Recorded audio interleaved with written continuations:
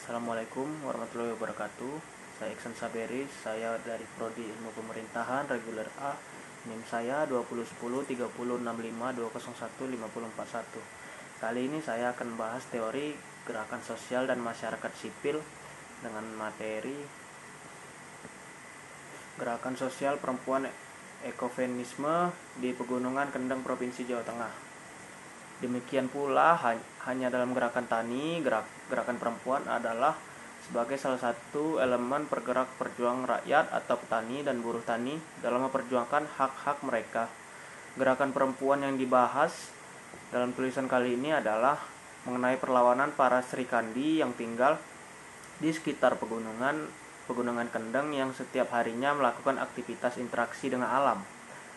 Tulisan ini disertai landasan literatur mengenai masyarakat sipil dan gerakan sosial. Perempuan-perempuan di sekitarnya adalah subjek yang menggerakkan aktivitas interaksi dan dengan alam lewat kerja domestik mereka, memasak, mencuci, memandikan anak-anaknya, beternak, menggarai sawah, bercocok tanam, semuanya berkat pasokan air yang tersimpan dalam kars pegunungan Kendeng. Maria Miss, seorang feminis, menyebut kegiatan mereka ini sebagai produksi kehidupan yang mana memiliki hubungan produktif dengan alam, karena mereka tidak hanya mengkonsumsi namun membuat segala sesuatu menjadi tumbuh. Hubungan yang tidak ada dominasi, maka bukanlah sesuatu yang berlebihan jika sampai hari ini kita dapat mendapati kabar perihal anak-anak Ibu Pertiwi, Rembang yang menjerit-jerit kepada aparat, berpanas-panas dengan capil. Mereka sembari memandangi truk-truk yang silih berganti mengibaskan debu di muka yang mulai lusuh. Beratus kilometer melakukan perjalanan mereka tempuh demi mendatangi para ahli di altar kampus yang dianggap suci lagi maha tinggi.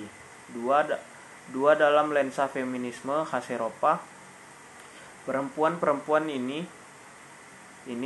akan didakwa sebagai yang tertindas karena dianggap melakukan kerja reproduksi alias kerja domestik. Namun di dalam ruang sosial mereka, justru mereka adalah subjek yang memiliki peran utama dalam dua sifat, Pandana dan Maria Miss.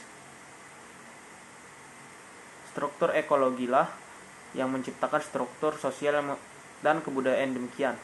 Maka dalam kosmologi mereka tidak ada unsur penindasan atau patriarki yang terjadi.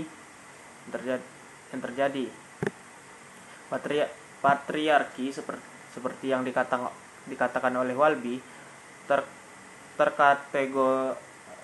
terkategorisasi menjadi privat dan publik, yang mana privat terjadi dalam rumah tangga dan publik secara kolektif, di mana keduanya saling mempengaruhi tidak berlaku di sini.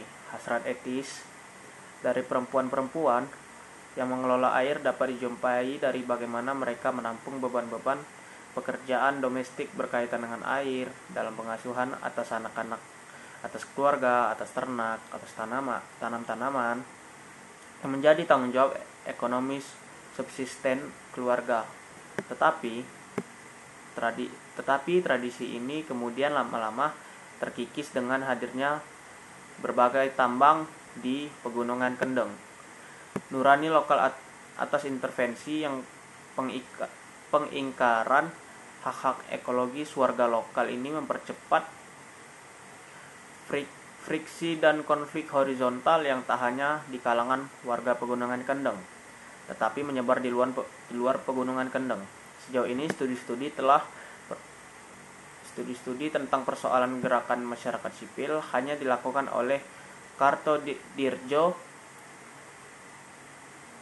Ong Hokham, Kunto Wijoyo, dan belakangan ini Siahan beserta Mustain yang mengkaji mengenai gerakan masyarakat sipil menemukan variasi baru dalam gerakan sosial dalam konteks negara Indonesia.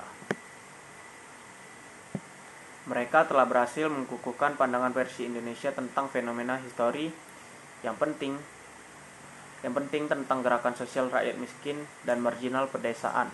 Artinya berbagai bentuk aksi perlawanan yang bahkan pemberontakan diakibatkan oleh kebijakan negara yang seringkali menjadikan tanah sebagai bagian dari perpolitikan alat kepentingan penguasa. Apa yang dimaksud pembangunan berkiblat pada modernitas negara maju?